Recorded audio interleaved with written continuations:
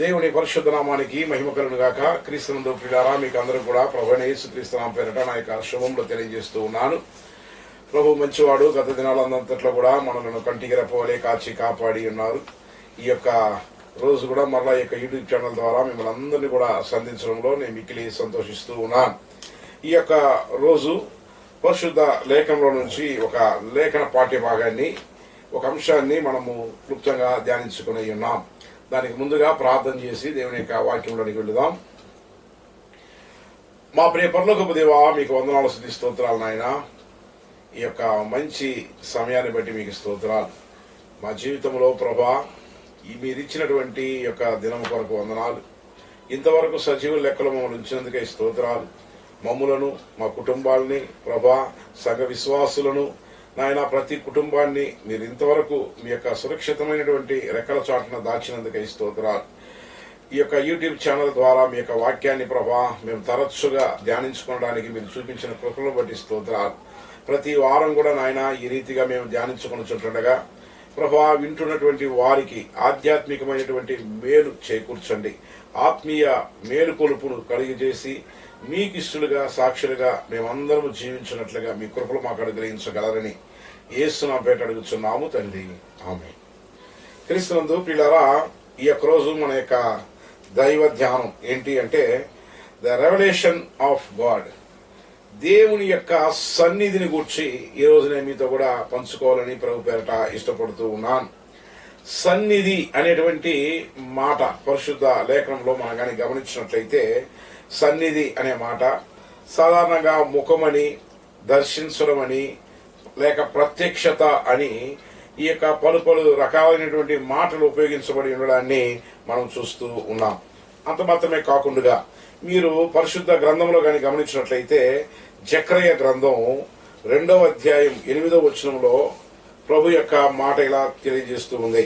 సైన్యములకు అధిపతియగు యెహోవా సెలవిచ్చినదేమనగా, మిమ్మను ముట్టినవాడు తన కనుగుట్టును ముట్టినవాడని ఎంచి తనకు ఘనత తెచ్చుకొనదలచి మిమ్మను దోచుకొని అన్యజనుల యొద్దకు ఆయన నన్ను పంపియున్నాడు. క్రీస్తునందు ప్రియులారా, ఇక్కడ మన వాక్యంలో గమనించినట్లయితే మన దేవుడు మన ఎడల అక్కరగలిగిన వారని, మనలను శత్రువు ముట్టితే ప్రభు చూస్తూ ఊరుకోడని, ఆయన తన యొక్క సన్నిధిని ఎల్లప్పుడూ మనతో ఉంచుతాడని, ఆయన మన పక్షానుండి తన యొక్క కార్యాలు జరిగిస్తాడని యొక్క వాక్యం మనకి అభయం ఇవ్వడాన్ని మనం చూస్తూ ఉన్నాం. కీర్తన గ్రంథం 51వ కీర్తన 11వ వచనం మీరు గమనించినట్లయితే భక్తులైనటువంటి దావీదు చేసినటువంటి ప్రార్థనలో, నీ సన్నిధిలో నుండి నన్ను త్రోసివేయకము, నీ పరిశుద్ధాత్మ నా యొద్ద నుండి తీసివేయకము అని ప్రభు దగ్గర ఆయన విజ్ఞాపన చేసినట్లుగా మనం చూస్తూ ఉన్నాం.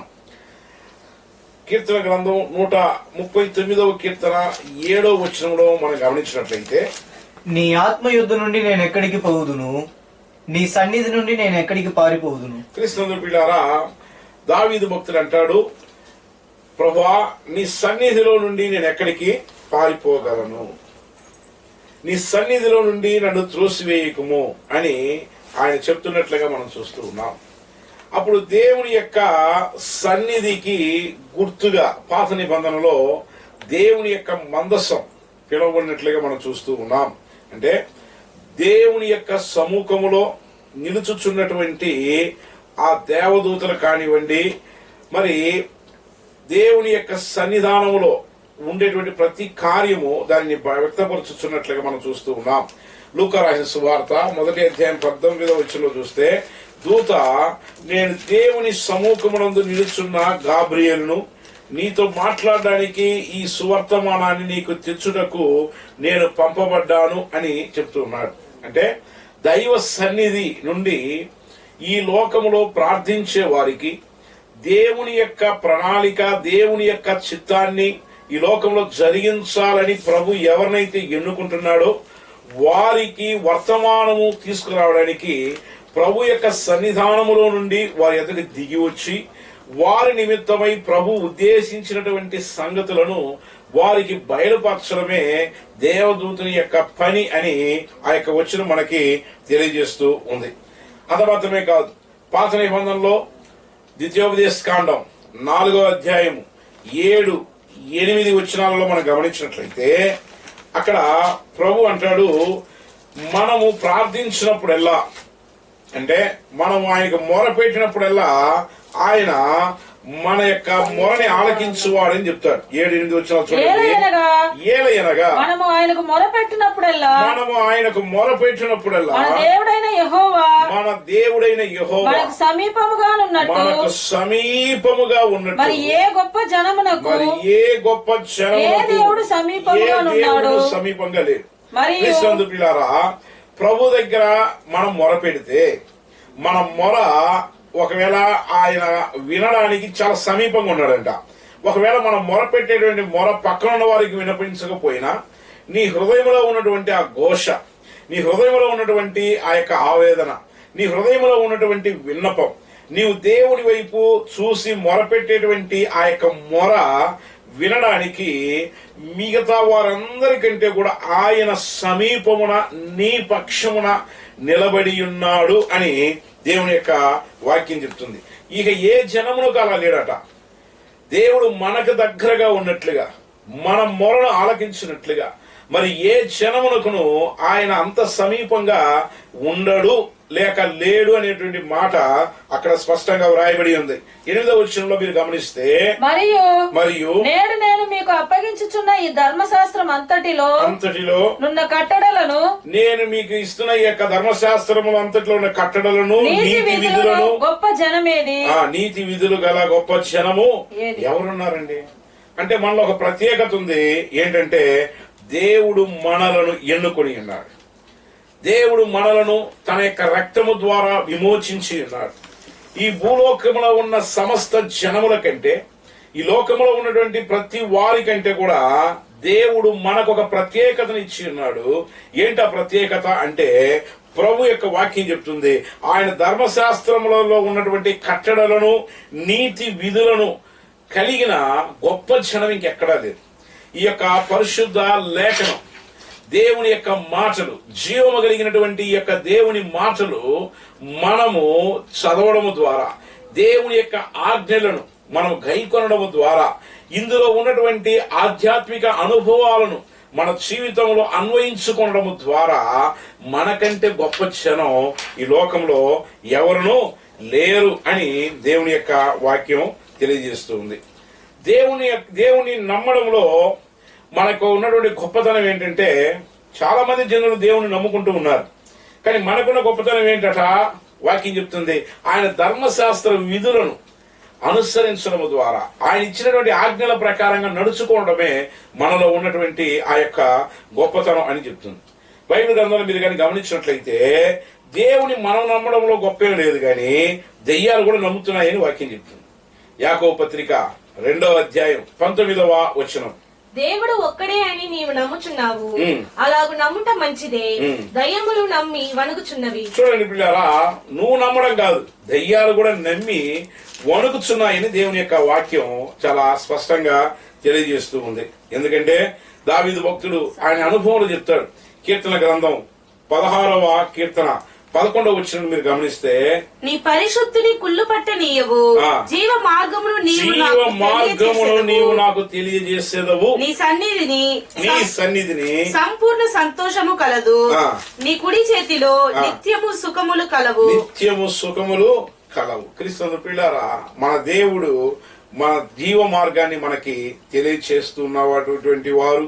ఆయన నీ సన్నిధిని సంపూర్ణ సంతోషము కలదు, ఆయన నీ కుడి చేతిలో నిత్యము సుఖములు కలవు అని దేవుని యొక్క వాక్యం తెలియజేస్తూ ఉంది. పౌలు, శీల ఇరువురు చెరసాలలో ఉండి పాటలు పాడేటప్పుడు దేవుడు ఆ యొక్క చెరసాల అనుభవాన్ని మార్చివేశారు. అప్పుడు దేవుని సన్నిధి అనగా వాక్యం చెప్తుంది, నిన్ను ముట్టినవాడు నా కనుగుడ్డు ముట్టినవాడు అని చెప్తున్నాడు. దేవుని సన్నిధిలో నుండి నన్ను త్రోసివేయకు అని దావీదు తన యొక్క అనుభవాన్ని తెలియజేస్తూ ఉన్నాడు. 139వ కీర్తనలో దావీదు మరో అనుభవంలోనికి వచ్చి, నీ సన్నిధిలో నుండి నేను ఎలా పారిపోగలను ప్రభా, ఎక్కడికి వెళ్ళగలను, నేను ఎక్కడికి వెళ్ళినా అక్కడ నువ్వు ఉన్నావు ప్రభా అని ఆయన తన యొక్క భావాన్ని వ్యక్తపరుచుతున్నట్లుగా మనం చూస్తూ ఉన్నాం. దేవుని సన్నిధానంలో నిలిచి ఉన్నటువంటి గాబ్రియేలు దూత దిగి వచ్చి దేవుడు ఎవరినైతే ఎన్నుకున్నారో వారికి తన వర్తమానాన్ని అందజేస్తున్నట్లుగా బైబిల్ గ్రంథం చెప్తుంది. ఈ ప్రపంచంలో ఉన్నటువంటి జనములందరికంటే కూడా నీవులో ఒక ప్రత్యేకత ఉంది. ఎందుకంటే ఏ దేవుడు కూడా నీకు ఈ జనానికి సమీపంగా ఉన్నట్లుగా మరి ఎవరికి లేడు. మనం మొరపెట్టినప్పుడు, ప్రార్థించినప్పుడు ఆయన దగ్గర ఉన్నాడు. ఆయన యొక్క శాసనములను, ధర్మ నీతి విధులను ఆయన మనకు బోధిస్తూ ఉన్నారు. ఆయన నమ్మమని చెప్తూ ఉన్నాడు. ఆయన ఆజ్ఞలను అనుసరించమని ప్రభు మనకు చెప్తూ ఉన్నాడు. ఆజ్ఞలను అనుసరించడం ద్వారా మనలో ఆయన మీద నమ్మకం వచ్చి ఆయన చూసి దయ్యాలు వణుకుతూ ఉన్నాయంట. అంటే ఈ మాట మనకి బాగా అర్థమయ్యేటట్లుగా తెలుసుకోవాలి అంటే, ఒకవేళ కొన్నిసార్లు మనకు లేని భయం కూడా దయ్యాలకు భయం ఉంది దేవుని మీద. ఆ భయం మరి ఎలా ఉందో మనం చూడాలి. ఎందుకంటే దేవుని వాక్యాన్ని వినడం మాత్రం కాదు, దాన్ని అన్వయించుకోనప్పుడు మనలో ఆ యొక్క మరి వణుకు లేనప్పుడు దేవునికి అది ఇష్టమైనదిగా ఉండనే ఉండదు. జీవ మార్గాలు మనకు ఆయన తెలియపరుస్తానని వాక్యం చెప్తుంది. నేను ఈరోజు 3 విషయాల్ని మీతో కూడా పంచుకోవాలని ప్రభు పేరిట ఇష్టపడుతూ ఉన్నాను. ఈ యొక్క దేవుని సన్నిధానంలో కలిగి ఉండేటువంటి 3 భాగాలు అని కూడా చెప్పొచ్చు. ఒక వ్యక్తిగత జీవితంలో ఒక వ్యక్తికి తీసుకుంటే ఆ యొక్క వ్యక్తి యొక్క జీవితంలో దేవుని సన్నిధానానికి ఆయనకి గల ఆ సంబంధం, తత్సంబంధాన్ని గురించి నేను క్లుప్తంగా మీతో చెప్పాలని ప్రభుపేట ఇష్టపడుతూ ఉన్నాను. మొట్టమొదటిగా మనం గమనించినట్లయితే వ్యక్తిగత జీవితంలో దేవుని సన్నిధి కలిగి ఉండడం, ఆయన దగ్గర ప్రత్యక్షతలు కలిగి ఉండడం మన ఆధ్యాత్మిక జీవితానికి మేలు చేకూరుస్తుంది. ఆదికాండం 35వ అధ్యాయము 6వ వచనం.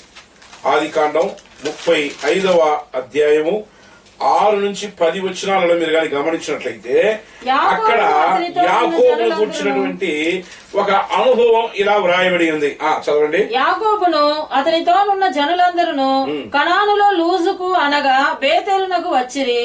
అతడు తన సహోదరుని ఎదుట నుండి పారిపోయినప్పుడు దేవుడు అక్కడ అతనికి ప్రత్యక్షమాయను. దేవుడు అతనికి అక్కడ ప్రత్యక్షమై ఉన్నాడు గనుక అక్కడ బలిపీఠము కట్టి, అక్కడ ఒక బలిపీఠాన్ని కట్టి ఆ చోటికి ఏల్ బేతేల్ అని పేరు పెట్టి, అక్కడ ఏల్ బేతేల్ అని పేరు పెట్టాడట. దాని తర్వాత మీరు కానీ కింద గమనించినట్లయితే అక్కడ యాకోబుకి దేవుడు ఆయనకి మరలా ప్రత్యక్షమయ్యాడు. 9వ వచనం చెప్తుంది,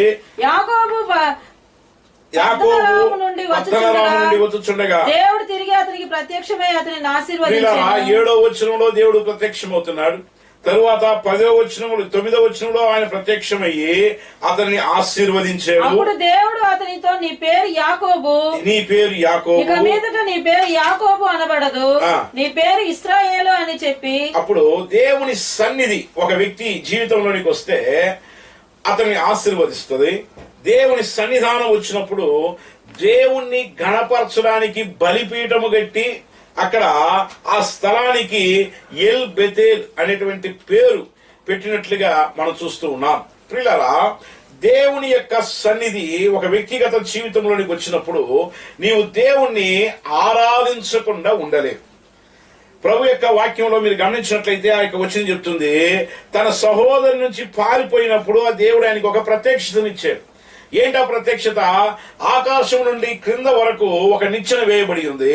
ఆ నిచ్చెన మీద దేవదూతలు కిందకి పైకి ఎక్కుతూ ఉన్నారు, పైన ఉన్నటువంటి దేవదూతలు కిందకి దిగి వస్తున్నారు. ఆ యొక్క దర్శనాన్ని ఆయన చూసినట్లుగా దేవుని యొక్క వాక్యంలో మనం చూస్తూ ఉన్నాం. ఆ దర్శనాన్ని చూసినప్పుడు అది దేనికి భావనగా ఉంది అంటే, ఈ లోకంలో దేవుని బిడ్డలైనటువంటి మనము చేసేటువంటి ప్రార్థనలు దేవుని సన్నిధానానికి కొనిపోబడుచు, దేవుని సన్నిధానంలో మన ప్రార్థనల కొరకైనటువంటి జవాబుని ఈ లోకానికి మరలా మోసుకుని వస్తున్నటువంటి ఆ యొక్క ఉన్నతమైనటువంటి పనిని దేవుని దూతలు చేయించున్నట్లుగా మనం చూస్తూ ఉన్నాం.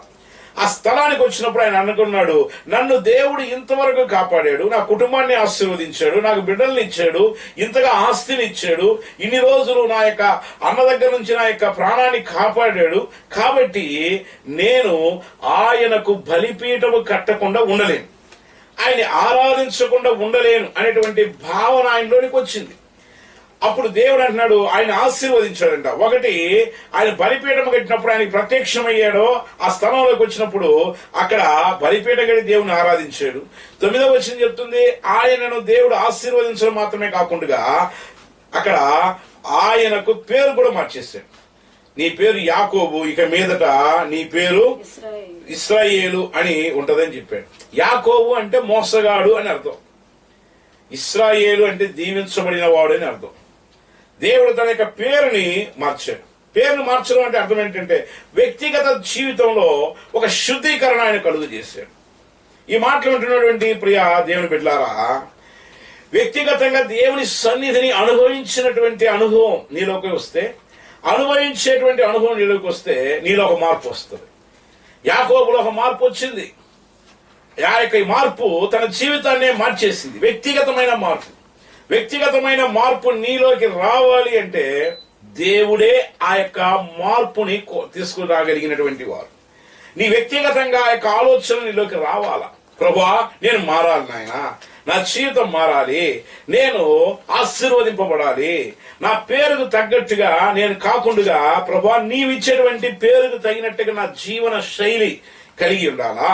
నేను క్రైస్తవుని పేరు మాత్రం నాకుంటే సరిపోదు ప్రభువా, క్రైస్తవుని పోలినటువంటి జీవితం నాలో ఉండాలా, అటువంటి వ్యక్తిగతమైనటువంటి అనుభవం నాలోకి రావాలా అనేటువంటి ఆకాంక్షతో ప్రభుని ఎదుర్కొంటే ఆయన దగ్గర అడిగితే ఆయన సన్నిధి మనకి తోడుగా ఉంటదంట. ఎందుకంటే వాక్యం చెప్తుంది మత్తయి సువార్త 5:8 హృదయ శుద్ధి గల వారు ధన్యులు, వారు దేవుని చూచెదరు.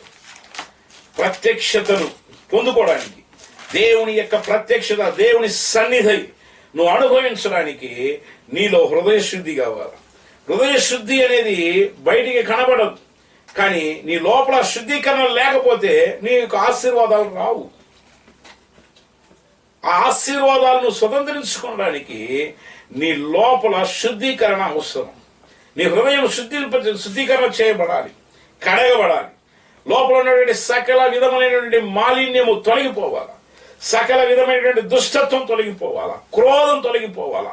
దేవుని యొక్క ప్రేమతో నీ హృదయం నింపబడాలి. నీకు నిజమైనటువంటి మార్పు వచ్చిందంటే అదే గుర్తు. అప్పుడు దేవుని యొక్క ఆశీర్వాదాలను పొందుకుంటావు. వాక్యం చెప్తుంది దేవుని చూచెదరు. హృదయ శుద్ధి గల వారు ధన్యులు, వాళ్ళు దేవుని చూస్తారు. నువ్వు దేవుని చూస్తావు, ఆ ప్రత్యక్షతను చూస్తావు.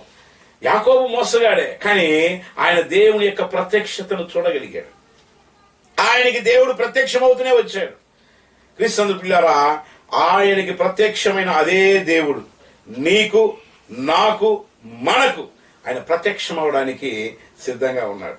నీ వ్యక్తిగత జీవితంలో మార్పును తెచ్చుకుంటే ఆయన నీకు ప్రత్యక్షతను అనుగ్రహిస్తాడు. రెండవదిగా దేవుని సన్నిధి ఎక్కడ ఉండాలంటే ఒకటి వ్యక్తిగత జీవితంలో, రెండవది కుటుంబ జీవితంలో దేవుని సన్నిధి ఉండాలంట. 1 సమూయేలు గ్రంథం 5వ అధ్యాయం 1వ వచనం. ఫిలిస్తీయులు దేవుని మందసమును పట్టుకొని ఎబెనేజరు నుండి అష్డోదునకు తీసుకుని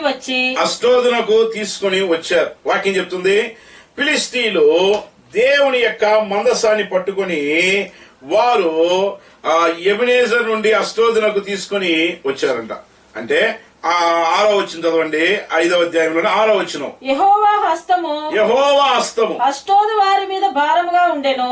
అష్డోదు వారిని దాని సరిహద్దులలో నున్న వారిని ఆయన గడ్డల రోగముతో మొత్తి వారిని హతము చేశారు. మీరు గమనించండి పిల్లారా, ఇక్కడ వాక్యం ఇలా సెలవిస్తుంది. ఫిలిస్తీయులు దేవుని యొక్క మనసాన్ని వారు పట్టుకొని పోయారు. పట్టుకొని వారి దేశాన్ని తీసుకుపోయి పెట్టారు. వారు దాగోను అనేటువంటి ఆ యొక్క గుడిలో ఉంచినప్పుడు మరునాడు ఆ యొక్క గుడిలో ఉన్నటువంటి దాగోను యెహోవా మందసం మీదట నేల బోర్ల పడిపోయింది. దాంతో వదిలిపెట్టలేదు ప్రభు. వాక్యం చెప్తుంది 6వ వచనంలో యెహోవా హస్తము ఆ యొక్క అష్డోదు వారి మీద భారంగా ఉన్నందువలన అష్డోదు వారిని దాని యొక్క సరిహద్దులలో ఉన్న వారికి గడ్డల రోగంతో ముత్తి వారిని హతం చేశారంట. 6వ అధ్యాయం 1వ వచనం. యెహోవా మందసము యెహోవా మందసము ఫిలిష్తీయుల 7 దేశము నుండి నెలలు తరువాత ఫిలిష్తీయుల దేశం ఉండిన తరువాత 19వ వచనం చదవండి. అక్కడ యెహోవా మందసాన్ని తెరిచి చూశారంట. బెత్షెమెషు వారు యెహోవా మందసమును తెరచి చూడగా దేవుడు వారిని హతము చేసి ఆ జనులలో 70,070 మందిని మొత్తెను. యెహోవా గొప్ప దెబ్బతో అనేకులను మొత్తగా జనులు దుఃఖాక్రాంతులైరి. మొదటి సమూయేలు గ్రంథంలో 7వ అధ్యాయము 1వ వచనం. అంతటా కిర్యత్యారీము వారు వచ్చి యెహోవా మందసమును తీసుకొని పోయి కొండయందుండే అబీనాదాబు ఇంట చేర్చి దానిని కాపాడుటకై అతని కుమారుడైన ఎలియాజరును ప్రతిష్ఠించిరి. క్రీస్తునందు ప్రియులారా, వాక్యం చెప్తుంది 2వ వచనంలో, మందసము కిర్యత్యారీములో ఉండిన కాలమున 20 సంవత్సరములాయెను. ఇశ్రాయేలీలందరూ యెహోవాను అనుసరింప దుఃఖించుచుండగా ఇశ్రాయేలీలందరూ దుఃఖిస్తూ ఉన్నారంట. వాక్యం చెప్తుంది, మనం చదువుకున్నటువంటి లేఖన పాఠ్య భాగాల్లో కుటుంబ జీవితంలో దేవుని యొక్క సన్నిధిని గూర్చి మనం బైబిల్లో గమనించినట్లయితే, ఫిలిష్తీయులు ఇశ్రాయేలీల మీద జయించి వారి మీద యుద్ధం చేసి జయించి వారు విలువైనటువంటి అనేకమైనటువంటి వస్తువుల్ని పట్టుకుపోయారు. వాటితో మందసాన్ని కూడా పట్టుకుపోయారు.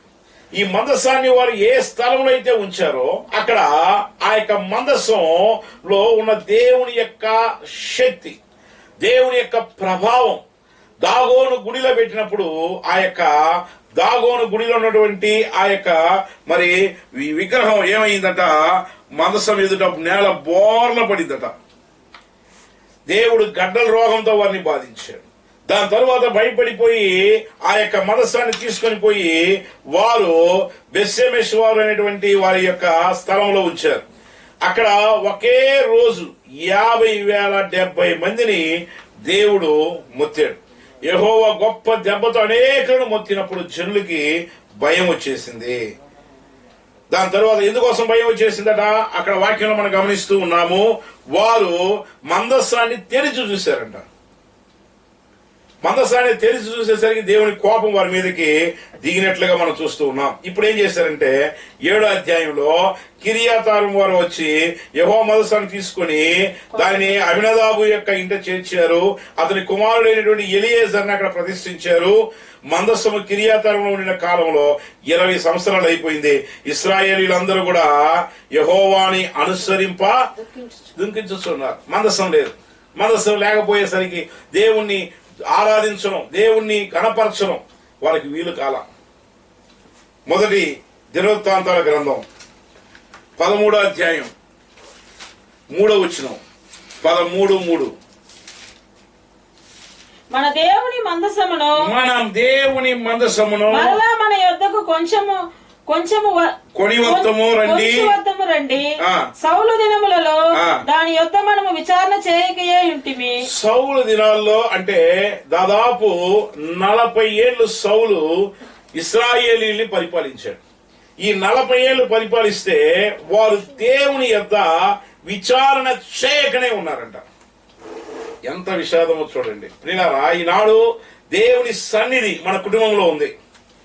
దేవుని సన్నిధి మన కుటుంబంలో దేవుని సన్నిధి ఉండాలా అని ప్రభు ఇష్టపడుతున్నాడు. దేవుని విచారించకయే 40 ఏళ్లు వారు కాలం గడిపారు. ఇశ్రాయేలీయులకు తెలుసు దేవుని మందస్సములో ఎక్కడైతే 2 కెరూబులు ఆ యొక్క మందస్సము పైన ఒకదానినొకటి ఇలా ముఖాలు చూసుకుంటూ ఆ మందస్సము వైపు అలా చూస్తున్నటువంటి ఆ దృశ్యంలో మధ్య దేవుని యొక్క మహిమ దిగి జనులతో మాట్లాడుతుంది. 40 ఏళ్లు దేవుడితో కూడా వారికి సంబంధం లేకుండానే ఉన్నారు. ఇశ్రాయేలీయుల యొక్క కుటుంబ జీవితాలు ఎంత విషాదకరంగా మారాయో మీరు చూడండి. ఎందుకంటే మందస్సం ఎక్కడైతే ఉందో అక్కడ ఆశీర్వాదం ఉంది వాళ్ళకి తెలుసు, కానీ దాని గురించి విచారించనే లేదట. ఒక పక్క మన వాక్యంలో చూస్తున్నాం. మొదటి సమూయేలు గ్రంథం 7వ అధ్యాయం 2వ వచనంలో వారు ఇశ్రాయేలీయులందరూ యెహోవాను అనుసరింప దుఃఖించుచూ ఉన్నారు. అయ్యో ఇలా అయిపోయిందే, దేవుని మందస్సం లేదే, దేవుని సన్నిధానం లేదే అని ఒక పక్క వారికి దుఃఖం ఉంది. ఒక పక్క వారు మర్చిపోయే వాళ్ళు మర్చిపోయారు. దేవుని యొక్క విచారణ చేయకనే ఉన్నారంట. 2 సమూయేలు గ్రంథం 6వ అధ్యాయం 10వ వచనంలో మీరు గమనించినట్లయితే అక్కడ యెహోవా మందసాన్ని గూర్చి 6వ అధ్యాయం 10వ వచనం. యెహోవా మందసమును దావీదు పురములోనికి తన యొద్దకు తెప్పింపనొల్లక గిత్తీయుడగు ఓబేదోము ఓబేదెదోము యొక్క ఇంటి వరకు తీసుకొని అచ్చట ఉంచెను. ఆ మందసం 3 నెలలు ఆ యొక్క ఓబేదెదోము యొక్క ఇంట్లో ఉండేటప్పుడు యెహోవా ఓబేదెదోము యొక్క ఇంటి వారిని ఆశీర్వదించెను అని వ్రాయబడింది. క్రీస్తు పిల్లారా, మందస్సం ఎవరి ఇంట్లో అయితే ఉంటుందో వారు ఆశీర్వదించబడతారు. మందస్సానికి కుటుంబ ఆశీర్వాదానికి ఒక సరైనటువంటి సంబంధం ఉంది. నేను ముందుగా మీకు చదివి వినిపించినటువంటి యొక్క వాక్య భాగాలన్నింటినీ మీరు గమనించినట్లయితే అక్కడ మనం చదువుకున్నాం. మొదటి సమూయేలు గ్రంథం 5వ అధ్యాయము మొదటి వచనం, 6వ వచనం, 6వ అధ్యాయం మొదటి వచనం, 6వ అధ్యాయం 19వ వచనం, 7వ అధ్యాయం మొదటి వచనం. ఇక్కడంతా కూడా దేవునికి భయపడని వారి దగ్గరకి మందసం ఉంటే అది వారికి రోగాన్ని తెచ్చింది, చావుని తెచ్చింది, సారికి సమాధానం లేనటువంటి స్థితిని తీసుకొచ్చింది. ఎప్పుడైతే దేవుని యొక్క భయం ఉండేటువంటి, దేవుని యొక్క విచారణ చేయనటువంటి ఆలోచన కలిగినటువంటి వారు, దేవునికి ఇష్టలైనటువంటి వారి దగ్గర దేవుని మందస్సం ఉందో ఆ కుటుంబానికి అది ఆశీర్వాదాన్ని తీసుకొచ్చింది. ఓబేదెదోము యొక్క ఇంట మందస్సం ఉండగా దేవుడు అతనిని వారి ఇంటి వారిని ఆశీర్వదించాడు. దేవుని మందస్సం ఉండడం ఓబేదెదోము యొక్క ఇంటి వారికి కలిగిన దాని అంతటి దేవుడు ఆశీర్వదించినాడనే సంగతి దేశమంతా ప్రబలమైంది. అది చిన్నగా పోయి దావీదు గారి యొక్క చెవులో కూడా పడిందట. దావీదు అనుకున్నాడు, ఇప్పుడు ఏం చేశారంటే ఓబేదెదోము ఇంట్లో ఉన్నటువంటి ఆ యొక్క మందసాన్ని ఉత్సాహంతో కూడా దావీదు పురానికి ఆయన తీసుకురావాలని ఆయన ప్రయత్నించాడు. క్రీస్తు పిల్లారా, దేవుని సన్నిధి నీ కుటుంబంలో ఉంటే, నీవు కుటుంబముగా దేవుణ్ణి మహిమపరిస్తే ఆ యొక్క సన్నిధి నీకు ఆశీర్వాదాన్ని తీసుకొస్తుంది. ఓబేదెదోము ఇంట్లో 3 నెలలు ఉండేసరికి అది దేశమంతా వ్యాప్తి చెందింది. అందరూ అంటున్నారు, ఈ ఇంటికి ఆశీర్వాదం ఎలా వచ్చిందో తెలుసా? దేవుని సన్నిధి ఇంట్లో ఉంది. ఓబేదెదోము యొక్క ఇంటిని దేవుడు ఆశీర్వదించడానికి గల కారణం దేవుని సన్నిధి అక్కడ ఉంది. నీ కుటుంబంలో దేవుని సన్నిధి ఉంటే దేవుడు నీ కుటుంబాన్ని ఆశీర్వదిస్తాడు. ఆ కుటుంబం ఆశీర్వదించబడినటువంటి వర్తమానం దేశమంతా పోయింది. రాజుగారి యొక్క చెవికి కూడా వినబడింది. 3 నెలల్లో చేంజెస్ వచ్చేసింది. ఆ కుటుంబంలో అంతకుముందు ఒకవేళ లేమి ఉందేమో, అంతకుముందు వారిలో ఒకవేళ ఆశీర్వాదం లోటై ఉందేమో, కొదువై ఉందేమో, దాన్ని దేవుడు సంపూర్ణమైనటువంటి ఆశీర్వాదంగా మార్చాడు. నీ జీవితంలో కూడా దేవుడు, నీ కుటుంబంలో కూడా దేవుని సన్నిధానాన్ని వెతకాల. నిజమే, ఈ యొక్క దినాల్లో మనం గమనిస్తూ ఉన్నాం. బిడ్డల జీవితంలో ఆశీర్వాదాలు రావాలి అంటే, నీ కుటుంబం దీవించబడాలి అంటే, నీ కుటుంబంలో ఉన్నటువంటి పేదరికం మారాలి అంటే, నీ కుటుంబంలో ఉన్నటువంటి అనారోగ్యం తీరాలి అంటే దేవుని మందస్సం నీ ఇంట్లో ఉండాలి. దేవుని దగ్గర విచారణ చేయాలి. 40 ఏళ్ళు విచారణ చేయలేదండి. ఆయన యొద్ద యెహోవా యొద్ద విచారణ చేయకయే వారు ఉన్నారు. దేవుని యొద్ద విచారణ చేయలేదు. ఎంత విచారించదగిన విషయమో చూడండి. ప్రభు దగ్గర అడగనే లేదు. నీ కుటుంబంలో నువ్వు ఏది చేయాలనుకున్నా, ఏది చేయాలని తలచినా ప్రభు దగ్గర అడగడం నేర్చుకో. దేవుని సన్నిధానం నీ కుటుంబంలో ఉంది. దేవుని సన్నిధానం నీ కుటుంబంలో ఉంటే అది నీకు ఆశీర్వాదాన్ని ఇస్తుంది. ఇది రెండవది. వ్యక్తిగత జీవితంలో ఉంటే మార్పు వస్తుంది. నీ కుటుంబంలో ఉంటే నీ బిడ్డలకు నీకు సమాధానం ఉంటది, ఆశీర్వాదం ఉంటది. నేడు కుటుంబాలలో సమాధానం లేమి ఎందుకు కలుగుతుంది? ఎందుకంటే గడ్డల రోగం ఎందుకు వచ్చింది? ఒకే రోజు హతమార్చేటువంటి స్థితి ఎందుకు ఏర్పడింది? అది ఆ యొక్క మందస్సం యొక్క విలువ వారికి తెలియల. మన కుటుంబంలో దేవుని యొక్క ఆశీర్వాదాలు నిలిచి ఉంటే దేవుడి యొక్క ప్రసన్నత, సమాధానం మన కుటుంబంలో ఉంటుంది. గొడవలు ఉండవు, అశాంతి ఉండదు, నెమ్మది ఉంటుంది. ఆ నెమ్మది కలిగినటువంటి ఆ యొక్క స్థితిని దేవుడు ఇస్తాడు. అనానుకూలత అయినటువంటి కార్యాలని అనుకూలపరచువాడు మన దేవుడు. ఆయన సమస్తమును చేయగలిగినటువంటి వాడు. ఇది రెండవది. మూడవదిగా దేవుని సన్నిధి ఎక్కడ ఉంది అంటే వాక్యం చెప్తుంది, దేవుని సంఘంలో దేవుని యొక్క సన్నిధానాన్ని గురించి ఒక ప్రత్యక్షతను దేవుడు బయలుపరుస్తూ ఉన్నాడు. క్రీస్తు పిల్లారా, పాత నిబంధనలో దేవుని సన్నిధి మందసంగా ఉండేది. కొత్త నిబంధనలో దేవుని యొక్క సన్నిధి సంఘము ద్వారా కనబడుతూ ఉంది. కొరింథీయులకు రాసినటువంటి మొదటి పత్రిక 14వ అధ్యాయం 24వ వచనం. అయితే అందరూ ప్రవచించుచుండగా అవిశ్వాసి అయినను ఉపదేశము పొందని వాడైనను లోపలికి వచ్చిన ఎడల, సంఘంలోనికి వచ్చిన ఎడల అందరి బోధన వలన తాను పాపినని గ్రహించి అందరి వలన విమర్శింపబడును. అప్పుడు 25వ వచనం. అప్పుడు అతని హృదయ రహస్యములను బయలుపడును. ఇందువలన దేవుడు నిజముగా మీలో ఉన్నాడని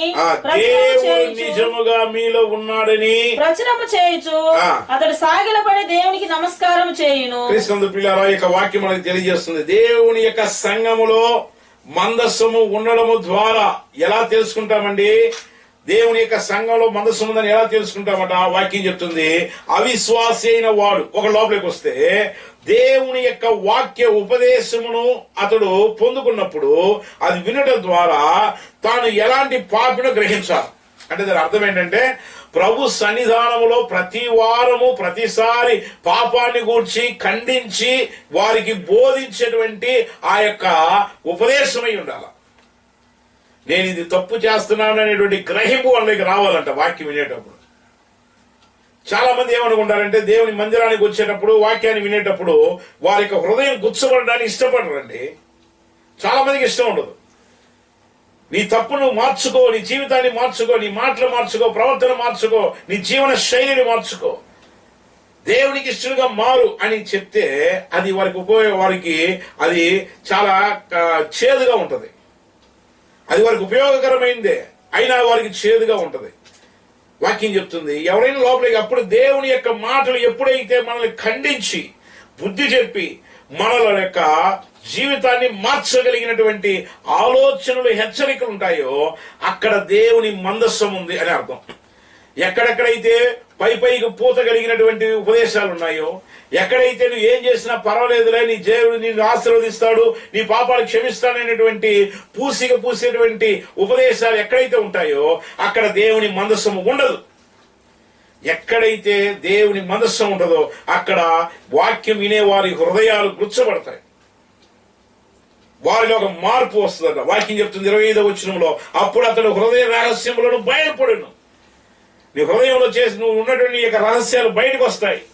అందువలన దేవుడు నిజముగా మీలో ఉన్నాడని ప్రచురము చేయించు అతడు సాగిలపడి దేవునికి నమస్కారం చేస్తాడు. వాళ్ళు చెప్తారనమాట, నిజమేనండి, నేను ఈ సంఘానికి వెళ్ళాను, ఇక్కడ దేవుని మాటలు విన్నాను, ఇక్కడ దేవుని మందస్సం ఉన్నది, నా హృదయంలో ఉన్నటువంటి రహస్యములను బయలుపరిచినటువంటి స్థలం ఇది.